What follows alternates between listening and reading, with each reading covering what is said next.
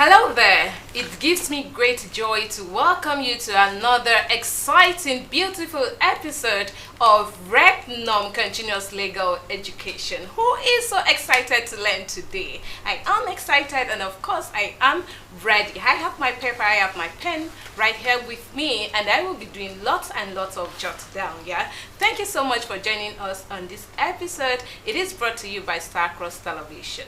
This is a legal program meant to educate you on law principles and of course how to protect yourself as a person, as a society, wherever you are. All right, so in this program we look at interesting topics that you would want to learn. You, not just you, your children, your brother, your sister, your uncle, whoever is seated very close to you right now. It is a program for you all. So in this program, this is a live broadcast. You can watch us via YouTube, you can watch us via Facebook. Our phone line is displayed on the screen because we will be looking at a very interesting topic that you would want to call in, or better still, drop your comments. So don't miss out on this episode. And I have wonderful resource person right here with me in the studio and those joining via Zoom. But for today, I have two wonderful brothers with me here. I won't be in the studio alone today. I am Peace Smith, reaching out to you on Starcross Television. And let's get to meet our resource person for today. And starting with, I have brother Kenneth A. Itoro Abasi, Esquire. Good evening to you, sir. How are you doing? Good to have you here. Yes, you're welcome. Good evening, viewers. Okay, thank you so much. And of course, it's very close to him and very close to me as well. I have brother Idara Ebonk, Esquire, peace of the Father. Greetings to you, sir. How are you doing? Did I get your name correct? Let me start there. Yes. You are right. All right. Okay. Peace, beloved brethren. You are welcome to the program. All right, thank you so much. Good to have you here. And of course, I have brother Don Okparaji, Esquire.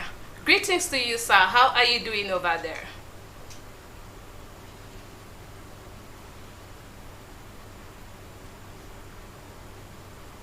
Brother Don, can you hear me? Greetings to you. Yes, I can hear you. Peace of the Father. How are you doing over there? Hello. All right, okay, so let's start. Fine. All right. Good to have you. I know it must have been, it took a whole lot for you to come down here. And I said I'm very, very happy to have you in our midst today. All right, so the topic of this episode we will be looking at or digesting in this episode is the role of leadership in the maintenance of world peace. Let me take that again. The topic is the role of leadership in the maintenance of world peace. So let's get to know, what is leadership? When you're talking about leadership, what do you understand by leadership? How best can you explain leadership? Someone once said, before you are a leader, success is all about growing yourself. When you become a leader, success is about growing others. How true is this? Is it exemplified in our society today? Let's start with the definition. All right, let's start with you, Brother Kenneth. What do you understand by leadership, or in the more law terms? Well, leadership is leadership. There is no difference between leadership in the ordinary parlance and in the legal parlance. Okay. It's, to me, and maybe to other people that understand leadership. Leadership is the capacity of a person to translate vision into reality. There is a vision. A good example is our Lord and Master God. The earth was without form, but he had a vision that what we are enjoying today is possible. Okay. And so he took out 6 days to create the entire world and everything that is in it. You see, that was a vision. He had the capacity to translate that vision into reality. Wow. That is leadership. Okay. Another aspect of leadership is very simple. Is to the ability to unlock the power of a united team towards success. You bring a group of people together. You could remember our Lord Jesus Christ. You will see this, follow me. told Peter, follow me, I'll make you fishers of men. Okay. So he now brought that team, you understand, to, and now had a united team towards the success of bringing the gospel to every nook and cranny of the universe. That, again, is leadership. Okay. Yes. All right. Thank you so much, Brother Kenneth. Let's get to hear from you, Brother. The lead speakers actually give the simplest, straightforward, easily understandable definition of leadership. I wish to adopt what is said Okay. because it is clear, so clear and straightforward. Okay. Yes. Okay, he said something in his definition. He said leadership is the ability to translate vision into reality. Am I correct? Yes. And now let's look at being inherent. Can a leadership quality be groomed over time, or is it something that is born? Let's just say maybe you're seeing someone exhibiting some qualities. Maybe that person is not up to the stage or the age of saying, oh, this person is a leader or ready for leadership, but you're seeing that person exhibiting leadership qualities. So would you still say that person is born to be a leader, or leadership or a leader must be inherent? Well, my belief in life is that leadership can either be inherent or somebody through training acquire the skills, the capacity and the potential to lead others. Okay. So it could come either way. You know, some people are not born to do anything, but they emulate others, copy from others, learn and develop themselves and excel in such a provision or whatever. So it can either be inherent or one could easily acquire them. But all what is needed is much of dedication towards the vision. Okay. All right. Thank you so much. Thank you so much, sir. All right. Now over to Brother Don. Let's look at the theories of leadership.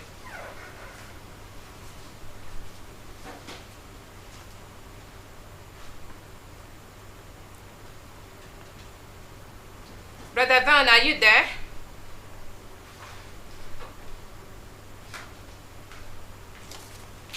Okay, I think Brother Don is having some network challenge over where he is. Okay, still back to the house. I'll bring in Brother Kenneth. Now, looking at the theories of leadership, what and what can you say are the theories of leadership? The theories of leadership are very simple. They are, those observations put together by scholars that have observed how leadership has, evolved over time. One of the theories of leadership is the question you just asked, Brother Idarebo, whether it is the person is born or whether it is developed. Okay. That is what we call the great man theory of leadership. The great man theory of leadership is one of the theories of leadership which holds the view that a leader, there is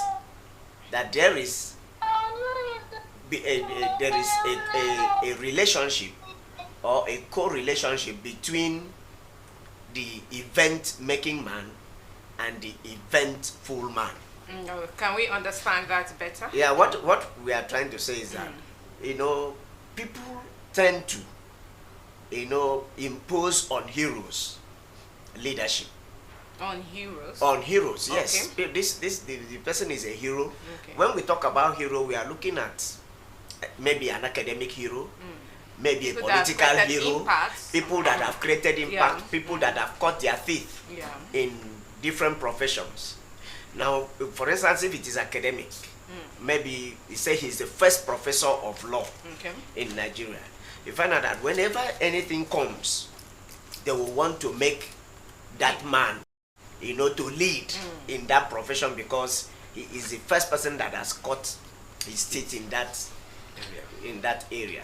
And so that is a theory of leadership, which is the great man theory, that by virtue of his achievement in that field, in that area, there is no other person that can be a leader other than him. Then we have the trait theory. The trait theory is the one that we are talking about, where we say that it is inherent. He was born that way. Like our Lord Jesus Christ already prophesied of him. You understand that he will be the great comforter. He will be the Prince of Peace. He will be the Almighty God. So, in that kind of circumstance, he's already born a leader, because of the fact that it had already been predestined and ordained on him that he's going to be a leader. Okay. So that is another theory of leadership. We also have the situational theory of leadership. Situational. Okay, how does that work? Situational is, I don't know how best to explain it, but I think I have a good example, though I may dive a little into the word. Okay. A situation just occurred in River State, and somebody has been appointed a sole administrator. That sole administrator is a situational leader, because he is a child of circumstance. You get the point now? Very well. So in situational leadership, it is a leadership that arises, like, okay, if you want to look into the Bible, Moses, let my people go, Pharaoh, and he refused. And that necessitates somebody coming out to say, okay, I am going to pilot and pivot, be the pivot, to let the people of God leave Egypt. You understand? So at that point, Moses was a situational leader. Okay. So situational leadership is what we call contingency leadership, Okay. Even that arises out of a situation. Yeah. Okay. That's another theory of leadership. We have the charismatic leadership theory. A person of charisma that has come, somebody just come, and he's having so many theories. He's telling so many theories, and then these theories are working in that society. You understand? At the end of the day, people tend to want to behave the way he is presenting, those talks, those speeches, those motivational speeches he's putting through. People tend to behave that way. You understand? So at the end of the day, that kind of a person is a charismatic leader. Now there is the participatory theory of leadership, where the leader is also participating. Okay. You understand? By the time we now look at the types of leaders, you will understand what I'm trying to say. Where the leader is also participating in everything. Not a situation of do as I say, not as I do. Oh, okay. But a situation of do as I do. Okay. So You would understand? would you like to say that such participatory leadership has to do with a servant leadership? I'm sorry, let me bring Idara to this.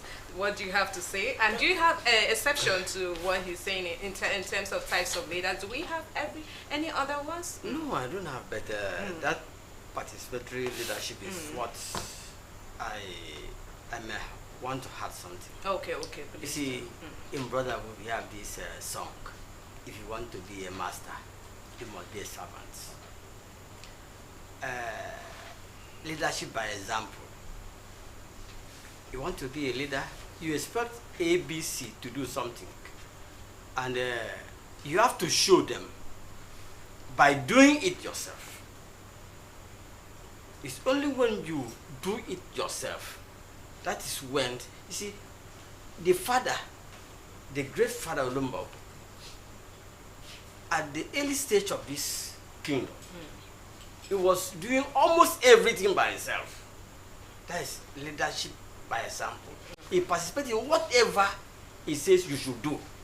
He will do it first, so that the followers will not feel that he's trying to lord over us. If a leader is sweeping the floor, what stop the follower from doing so? So that is my view. Okay, thank you so much. So- Thank you I'm coming okay. to you, sir. Thank you so much, Brother Idara. Sorry, please, I'll still come back to you, Brother Kenneth. But I'll still like to, let me bring in Brother Don to these particular types of leadership. Please, brother, are you there?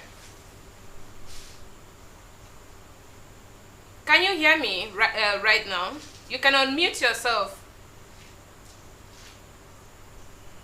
Yeah, I can hear you. All right, good to have you back. So we are talking about theories of leadership, and so far, Brother Kenneth and Brother Idara here have been able to look at a whole lot. Now let's come to transactional and transformational leadership as theories of leadership. Now, there is this personality I want to bring in who actually tried to discuss between transformational and transactional leadership, which one is preferable. I'm talking about James McGregor Burns. So he said in his book, he looked at transactional leadership based on exchanges and rewards, the exchange of rewards for maybe performance. Then he also looked at transformational leadership as one meant to inspire and motivate, following the need to achieve, or maybe when a person achieves more than they thought possible. Now in his book he made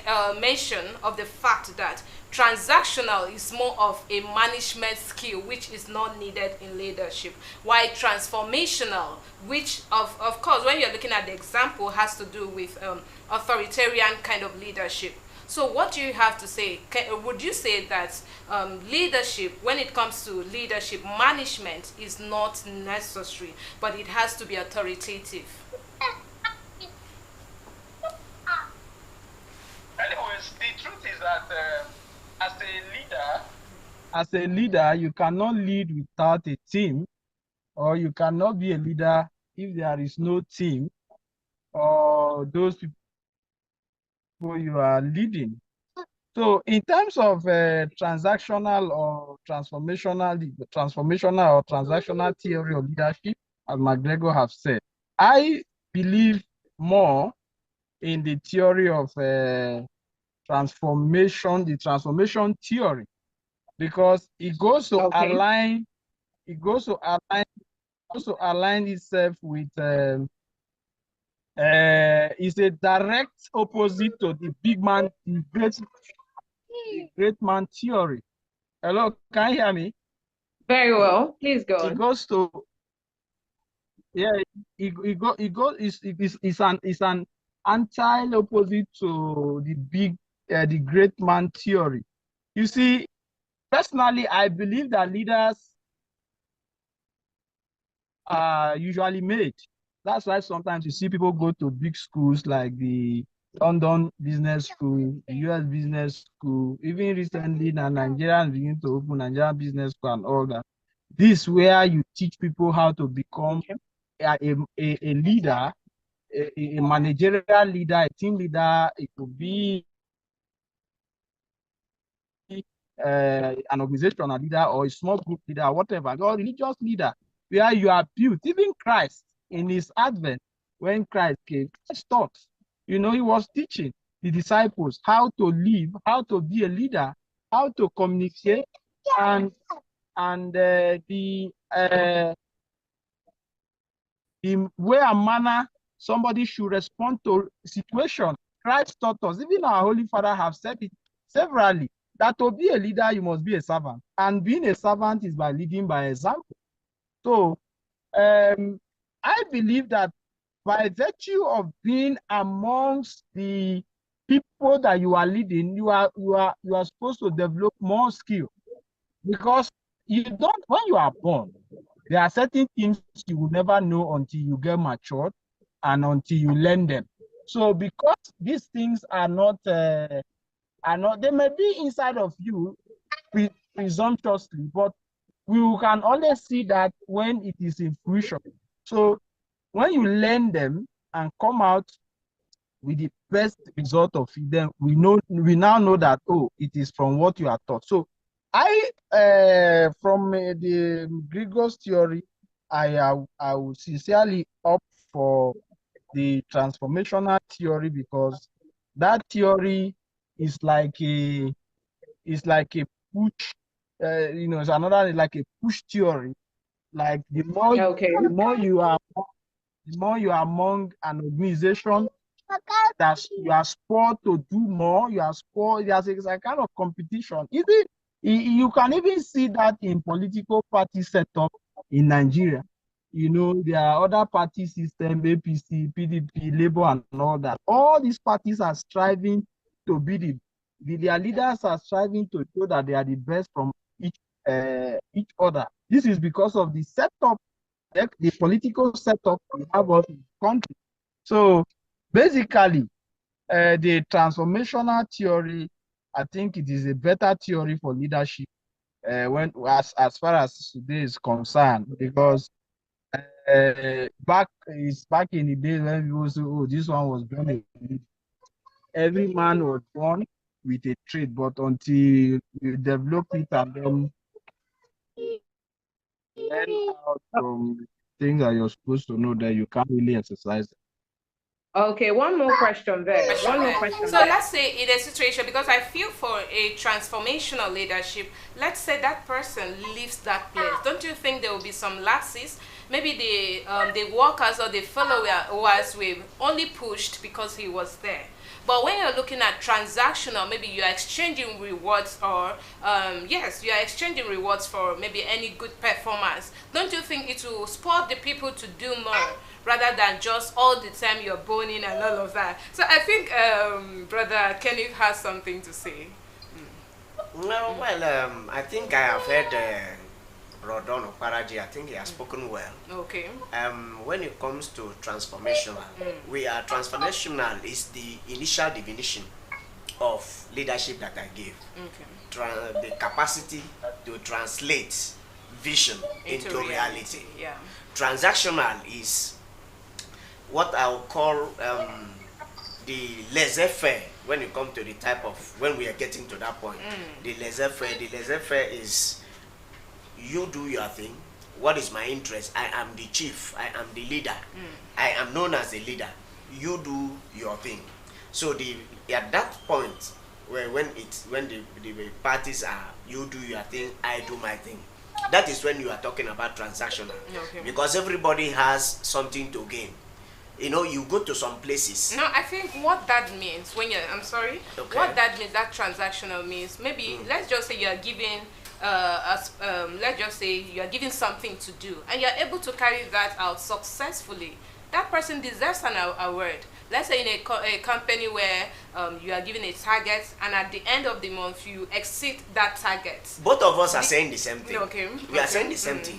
You'll find out that in that kind of case, the leader has, allows the people to operate. Okay. That is where I was coming to. Okay. The leader allows people to operate. And then the only thing that is he keeps to himself is the title. Let's look at the case of Joseph in Egypt.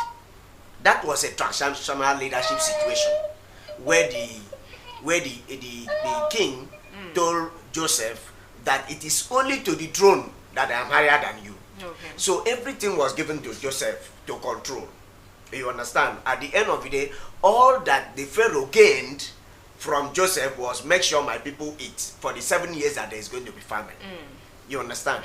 So that is a very good explanation and scenario of a transactional leadership situation. Okay. The king is satisfied that his people has food to eat for 7 years, and Joseph is satisfied that he could satisfy the king, that he was able to keep food for 7 years. Okay. Now another type of leadership is the style and behavior leadership. Okay. Style of leadership.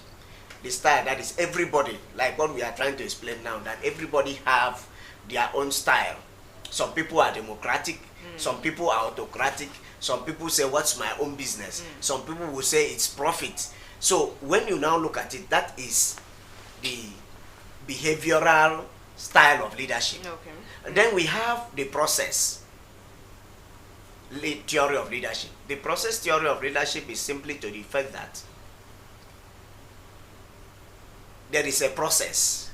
For you to become a master, you have to be a servant. That was the one he was trying to explain. That is what is the process? You understand? You want to be a lecturer. What process are you going through? Do you have a degree? Have you gone for a master's? Do you have a PhD?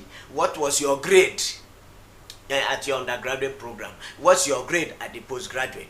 Did you have a first class? You understand? That is the process leadership.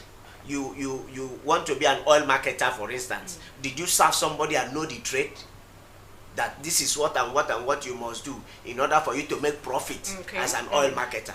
So that is the process theory of leadership. It entails somebody coming from a particular background to a background where he can now lead and be an authority. That look, I know it all. I started from the scratch and I've gotten to this level. All right, thank you so much, because already we know that we have lots and lots of theories when we are talking about leadership. Now let's move ahead. Let's look at the available styles of leadership. Can this be subsumed into theories, or we have, when you say, oh, this person is exhibiting this style of leadership? I would like Brother Idaraya to help us with that. Okay, all right, okay. He's shifting it to you. Let's look at the styles, available styles of leadership. The styles of leadership are very simple. We have discussed all that. So I think it's better we just mention it because we have discussed them. I think the first one is the autocratic leadership. You have the autocratic leadership. Under the autocratic leadership, the man I thought these not like theories we are talking about. No, these are those because theories. I keep saying, theories, the styles are born out of the theories. Yes, so there is the autocratic leadership. In that autocratic leadership is a system of puffs, threats, take it or leave it. This is what I want. This is what is to be done. This is what must be done. That is the autocratic style of leadership. Then we have the democratic style of leadership. Under the democratic style of leadership, the leader observes his followers and then can allocate. That is the one, I think that is the one that people were calling transactional. And then he can allocate benefits based on the fact that this man can do it. He observes them, can they do it? And he allows them to do it. And they are rewarded for it. Then when it comes to the laissez-faire style of leadership, under that style of leadership, what happens is that the man only retains the title. Like I painted the picture of Joseph in Egypt. The king, Pharaoh, only retained the title, while the entire job was done by Joseph. So now what they do is, I am the king, you get the job done. I don't care how you do it, but make sure that you do this, and I take the credit, I take the glory of what you have done because of my position. So those are the three main styles. And then if you go to the style theory of leadership, style and behavior theory of leadership, you will see that repeating itself. That is, it depends on the person, the background, where the person is coming from, the experiences the person had that he's bringing. If you look at our leadership today, you will find out that somebody may have had a particular experience, and by the time he comes to power as a leader, he wants to bring those experiences to bear. You understand? So those are basically the three main avenues through which these theories of leadership manifest themselves. All right, thank you so much, sir. Yes, we are still talking about the role of leadership in the maintenance of world peace, and I believe you're enjoying this segment. All right, stay tuned. Let's take a short break. We'll be right back.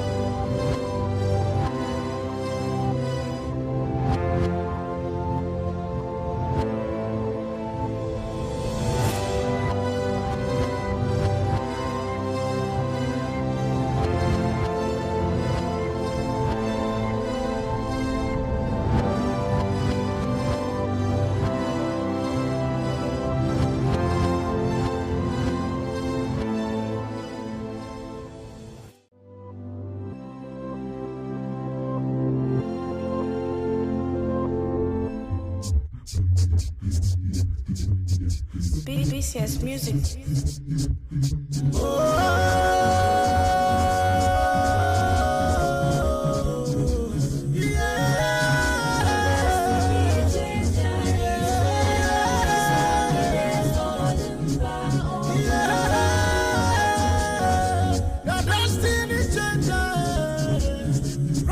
from my mother's womb. Yeah, yeah, yeah, he knows me. He knows me. Right from my mother's womb. He has been guiding me.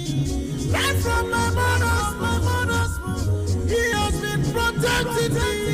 No one can change my destiny. No one can tamper with my destiny. No, no, no one. No destiny changer. Destiny changer.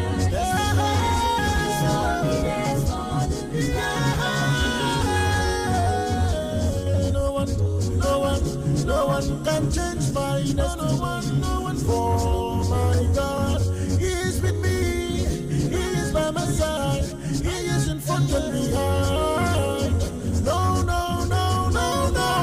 Jupiter, change my destiny. For He is in charge. All the matters in charge. Destiny changer made me what I am today. Destiny changer. He made me what I am today. He made me what I am today.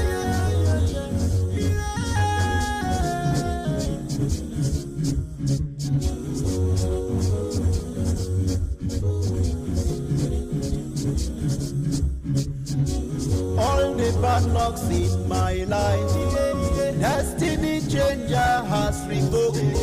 I am now a shining star. Destiny changer, Destiny changer. destiny changer, ancestral destiny He has changed. Failure destiny He has changed. Premature death He has changed. His holiness Olumba Obu. Destiny changer. His holiness Destiny changer. Backwardness He has changed. Promise and fail He has changed. Every bad destiny He has changed. His holiness did Olumba Obu.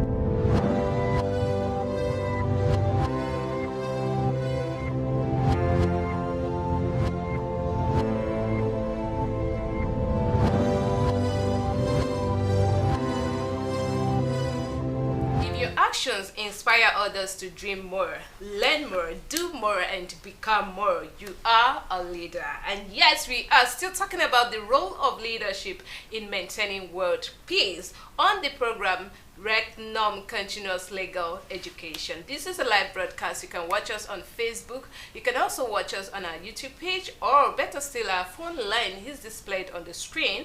Of course, this is a topic that interests you, your surroundings, your daily happenings. You can call in, or drop your comments as regards to this topic. And of course, I'm still here in the studio with my resource person who started with giving us a better understanding of what leadership is, theories of leadership, and we have come to understand that there are various theories of leadership, but as well we have that of the participatory leadership, where for one to be a master he must also be a servant. Welcome back, sir. Now let's look at types of leadership. We have talked about theories, and of course we have looked at styles of leadership. Yes. Now let's look at types of leadership. I would like to start with you, Brother Kenneth. Yeah, from the theories of leadership, we can just get at the types. Okay. We have spoken about autocratic leadership.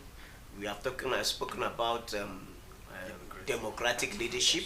We have spoken about the ethical leadership. We have spoken about the situational leadership. We have spoken about functional leadership. We have equally spoken about transactional leadership. And we have spoken about transformational leadership. We have spoken about participatory leadership. Sure. And we have also spoken about charismatic leadership. Okay. You understand? We have spoken about servant leadership, which on Matthew Gospel, say if you want to be, I think Matthew chapter 20, say if you want to be a master, you must have to be a servant. Okay. And that dovetails into the participatory leadership, because you cannot be a servant unless you participate in what others are doing. You are given assignment and you carry them out. Okay. I don't know if my brother has something to add. Okay, before he adds to that, I also have a question, because there is this book we used to read back then when I was in school. It's called The Prince. So now in the Prince, sorry to take you to the leadership style of modern Europe. So now the Prince is written by Machiavelli. Now he says something. He argued that leaders must use any means necessary. Yes. Now we are still looking at some of the theories when you are defining them, that leaders are here must use any means necessary. It could be that deception, cruelty, or manipulation. Yes. I don't know. I stand to be corrected here. Now to maintain his power and stability. Yes. So as regards to the authoritarian kind of leadership, do you agree to this, sir? I wouldn't agree to it. Why? A leader, there's difference between leadership and rulership. Okay, let's get to know that. A leader carries people along. A ruler, all what is interested is that people are under me. So, for a good leadership, let me qualify that, a good leadership, because people may mix up leadership with rulership. For a good leadership situation, a leader should be able to carry around people, not to deceive, not to make a system that let the people feel sense of belonging. Okay. Let the people feel okay. That is our leader. Not when one sees the leader will run away, will not be comfortable. So it is proper that a leader should not deceive or use force or whatever. Okay, you must abide with what I'm saying. No, that cannot be leadership. It's rulership. So in a situation where that is necessary, remember he also said that it is better to be feared than being loved. That love is considered fragile. And of course, he also looked at but fear ensures obedience. So in a process where you want to relate with your people, you want them to understand you, sometimes they tend to lose respect for you. Even if they lose respect. So my own view is that the most important thing is to maintain. Okay. Because a situation where that I use force to compel somebody to do something, when I am not there, that person will not do that thing. Okay. But once that person feels comfortable, feel happy, that or feel is committed, no, the followers see it as part and parcel that situation, he or she is also the honor. Unlike let me do to please my master. So my own is that it is better, even when they may not understand where the leader is going. Okay. They may not understand, but you have to, from time to time, just like our father. If the our father was to use force on us, none of us will be around. Even when he has so much tolerated us, we are still complaining. And that is a good leader. Unlike the other way around, how many of us will still be in this kingdom if our father was to use force on us? Some of us would have run away. And that is what is the problem in the world. Somebody will assume to be a leader, but is ruling with force, with tricks. You see people complaining here and there. And you see maximum cooperation, dedication, or commitment from the followers. So in the aspect, thank you so much, sir. In the aspect of public opinion, you know, some leaders out there, when once public opinion starts coming in, what I mean by that is maybe the subject or the followers, maybe they are not okay with the style of leadership the leader has employed. Maybe they tend to air out their views. Sometimes leaders tend to see it as maybe that maybe there is a revolt coming in somewhere, or maybe there will be a protest somewhere. So what do you have to say about public opinion in terms of leadership? Well, a good leader should have a listening ear. Okay. Should have a listening ear. You see, there was sometimes in this country that we had a military leader. He will propose something. Whatever he says he will do it, but he will throw it to the public. They will come with so many opinions here and there. From the opinions the followers will bring out, he will now know how to manage and achieve his initial plan. Oh, okay. So even when public opinions is against, a good leader should go back, study what the followers are interested. That may not be the best for the followers, but his capacity and ability to carry the followers along so that it can minimize the criticism, the number of people that are against. There's no how everybody will like a leader or will accept whatever the leader does. But if the simple majority will follow, will understand where the leader is going, it's okay. Okay. All right. Thank you so much, sir. That was beautiful. Do you have something else to add? Yeah, I have Okay. something So to while add. you're I think- also adding, let's also look at the recognized theories of peace alongside while you're adding to that. Yeah, what I wanted to add, there is one of the greatest assets and potential of a leader is what we call influence. A leader that has influence, a leader that is influential, the first thing you will realize is the positive public opinion. Influence is very important in leadership. And then influence arises out of accountability and integrity. Okay. When there is integrity and accountability, you can be able to influence your followers, because when they look at you, what you said is what it is. Oh. There is no hidden agenda. Okay. So you can, at a point in time, you can have that influence over them.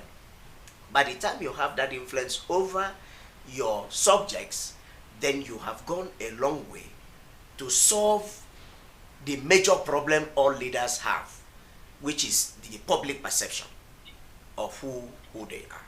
You understand? So that was what I wanted to add, Okay. that the most important aspect is influence. If you look at our Lord Jesus Christ, the greatest asset he had was that of influence. And if I want to give you an example, you will agree with me. Go to such a man, that such a donkey, tell him the master has need of it.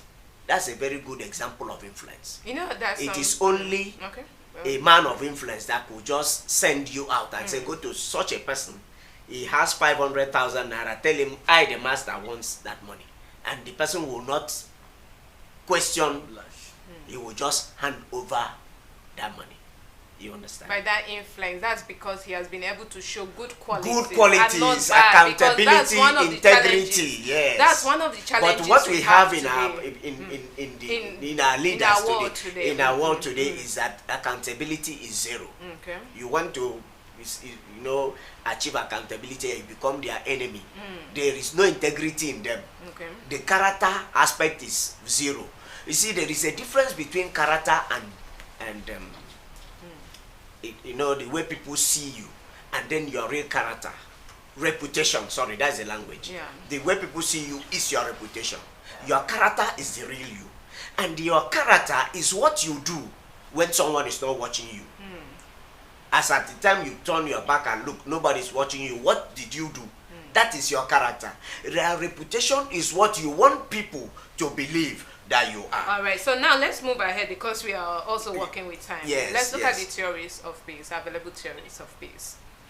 The theories of peace, I think the first theory of peace is the democratic theory of peace. Okay. Now, that democratic theory of peace simply holds that democratic systems are more likely to cooperate and settle conflicts between them. That is the democratic theory of peace. that democratic systems are more likely to cooperate and settle peace. So for instance, let's say there is a problem between the national and the state government. Because it is in a democracy, they are more likely to have a means of working out that difference so that that system can move ahead. You see, like in the United States of America, you find out that you normally hear of things like that the government has shut down. The government shutting down means that there is conflict between the legislature, the executive, and the judiciary. Now, because that system has to move forward, they have to, you know, before you hear, they say the government has shut down. You find out that the next 24 hours is up and running again. Now, we also have capitalist theory of peace. That capitalist theory of peace simply says that in a system where people are interdependent on economic activities, there is more likely to be peace. That's the Marxist theory. The Marxist theory is even the opposite of capitalist theory. Oh, okay. Because okay. the Marxist theory, thank you, at least you've helped me to remember that the Marxist theory is what we have in Acts chapter 2, verse, I think 40 to 46 or thereabout. They said to everyone according to his ability and everyone according to his need. That is the Marxist theory. He is talking about that in as much as the means of production are in the hands of a that they will continue to be protests. Yeah. That is what the Marxist is saying. The capitalist is saying that if you allow people to own their own means of production, you understand that the system, the entire system is segmented in halves, the class, you understand, the lower class. That is likely to be because people will be interdependent.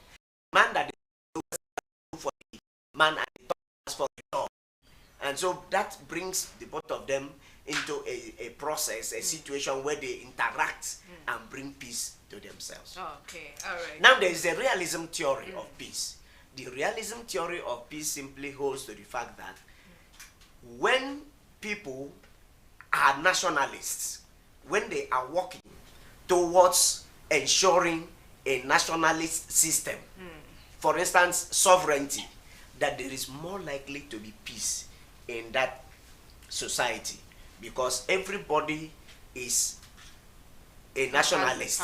Everybody, yes, everybody, there is balance of power. God bless you. Yes. There is that balance of power, that wherever there is a balance of power, that there is likely to be peace.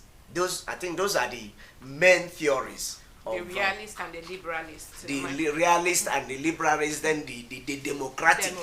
Yes, okay. And then the Marxist. Okay. The Marxist is, but what I will not agree with the Marxist theory of peace is that even in the Bible, when there was from everyone according to his ability and to everyone according to his need, you find out that there was a problem with the Hellenists. People started complaining. These people are eating more than this because you are looking at number. For instance, if the Hellenists were 50 and maybe the Jew. The Hellenists, they were a group of people called the Hellenists. Now, if they are 50 and then the Jew or what is the other name again? Gentile. The Gentile are 2. You find out that the Jews will take more in that system.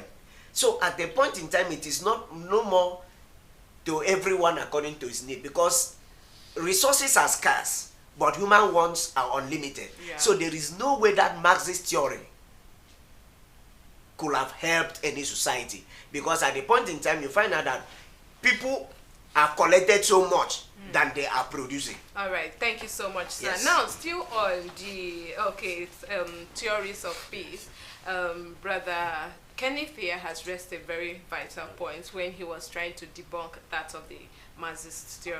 Let's bring in that of the Hegel's theory. Yes, let me bring it down. You know, it talked about idea that leaders who are potentially up here, that they are good to rule. Leaders who are idealistic, those are the set of persons that are meant to rule, and not people who are not should I use the word educationist, if I must put it that way? So what's your idea in that aspect? Well, As I said at the beginning, I know there are people that are born with they have that inherent quality of being a leader, and there are those that learned about it. Okay. Going to school, acquiring certificates can never make somebody a perfect leader. Wow. Can never. Even Cannot with the even make vast somebody an knowledge you ideal have. leader. Yes, because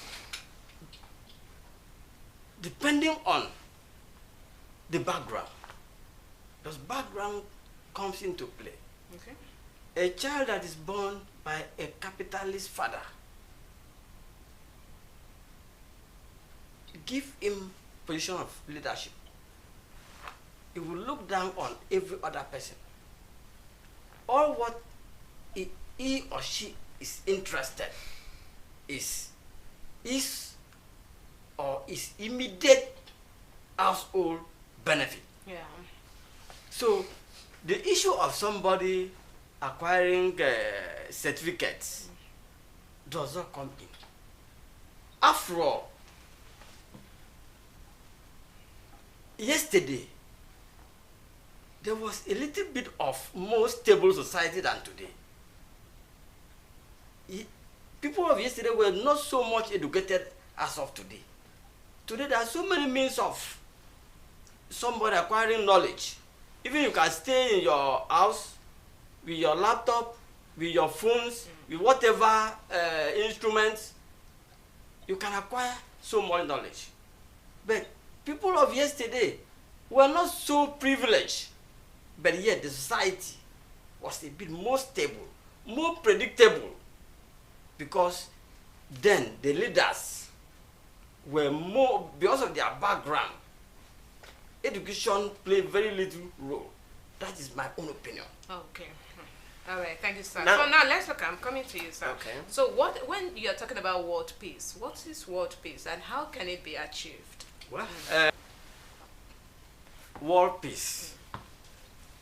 World peace should be a relative term, because since creation, there has never been a time that the entire world, everybody will be so happy, so relaxed, doesn't feel about problem.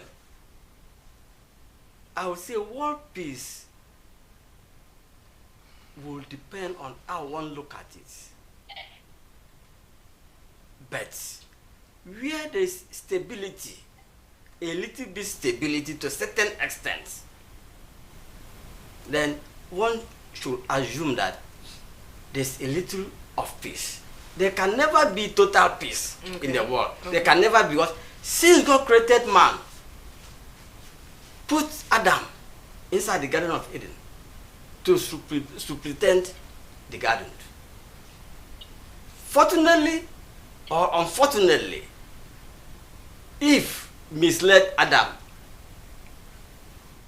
they err against God. Okay. And God placed that curse on man. Since that time till today, there has been a lot of theories, a lot of attempts, religious, conventional society, and all whatnot. We can never have absolute peace.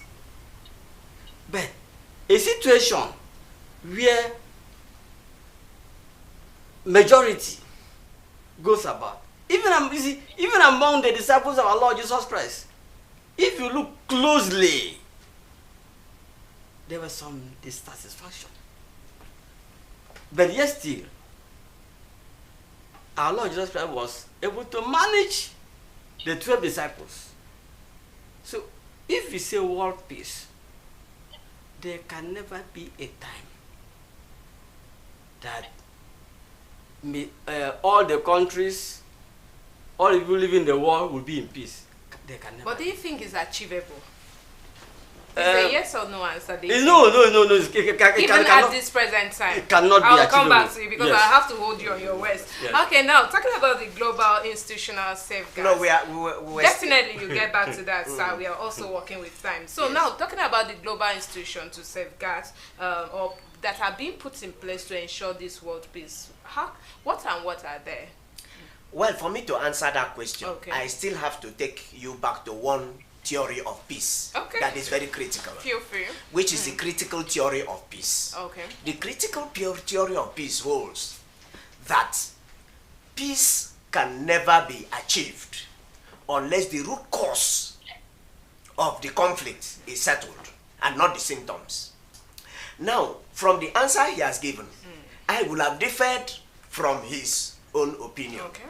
on the fact that the world can never achieve peace, because the world can achieve peace if the root cause of the conflicts are settled. And what is that root cause? The root cause of conflict in the world is that somebody is the owner of the world. Somebody created the world. Somebody suffered for 6 days to ensure that the world exists, and man has refused to acknowledge that person. That is the root cause. That is the critical theory of peace.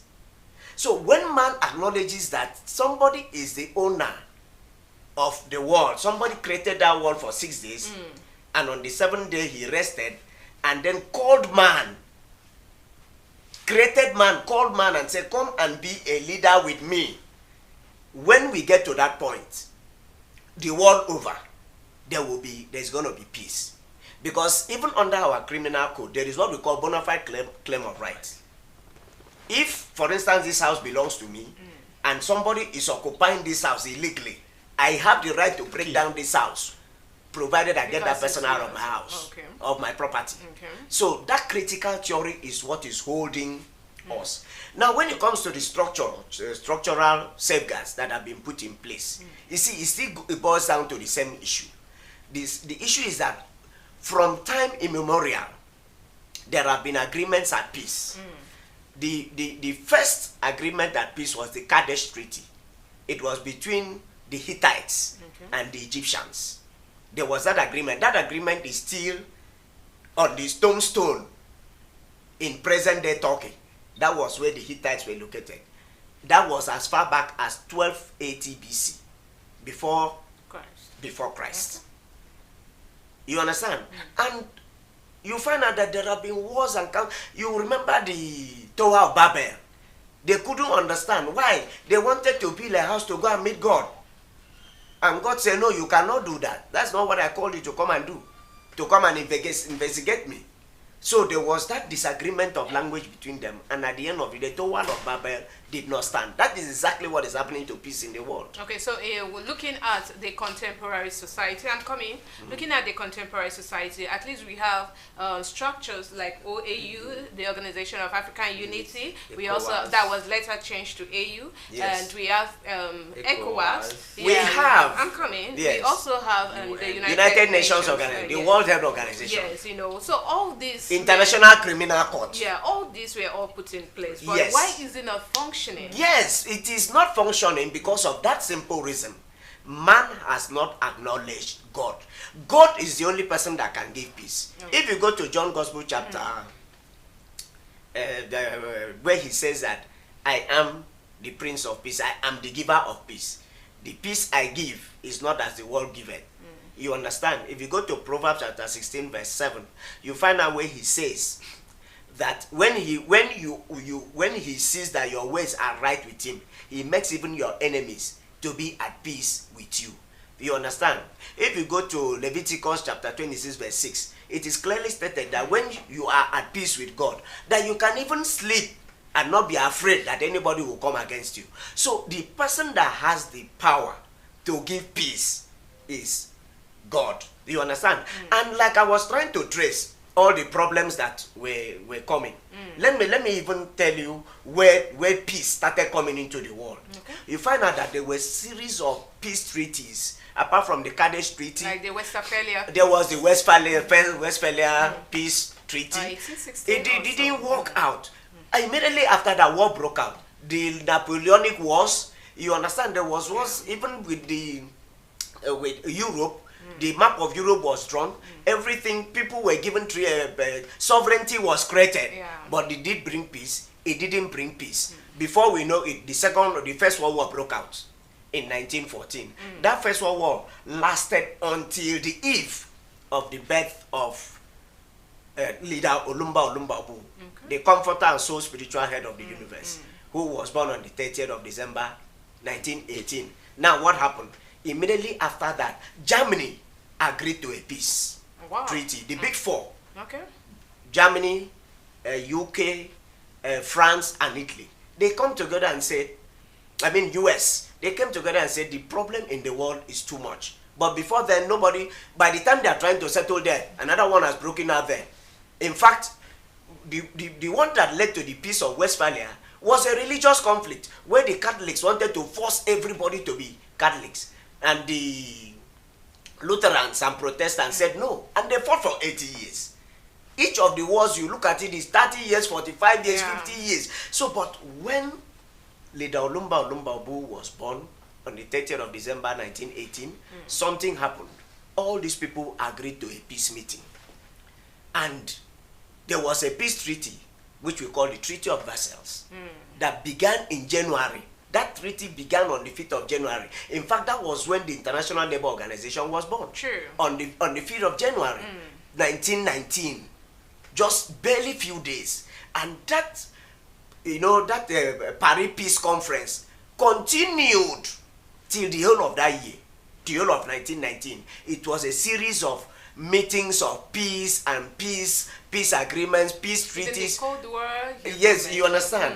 Because if you listen to Leader Olumba Obu, we'll still get there. You'll find that he has said that he came into the world so that there will be peace, and that so that people can love each other and live in peace. That was his mission statement. He kept saying that. So at the end of it, what am I saying? What I'm saying is that when God saw that there was no way to achieve peace, despite all the treaties, he decided to come down by himself to ensure that peace came into the world. Okay, thank you so much, Brother Kenny. I mean, you are really, really, should I say, reawakened all those things I learned back then in school. Yes. All right, now let's look at the benefits of good leadership and peace in the world, Brother Idara. Yes, what are the benefits of good leadership? You see, the Bible says that when a righteous man rules, the people are happy. You see, when you have a good leader in any society, you see that a lot of, most, not all, no matter the situation, not everybody can be satisfied with the system. There's always an exception. But most people will be happy with the society, with what is happening around them. So, but where the opposite avails, you see chaos and a lot of problem everywhere. Yeah. Like my learning brother have said, you see, within this kingdom, the Father having came, established this kingdom, and come out with a slogan, which is the normal greeting in brotherhood. Brother peace, sister peace, to make sure that a reasonable person will say, why is it always peace? Why is this peace so important that you see your brother, instead of saying good morning, how are you, say peace? That peace is a call on every one of us, on all creations, Okay. to be at peace with one another. That's a typical example of a good leader.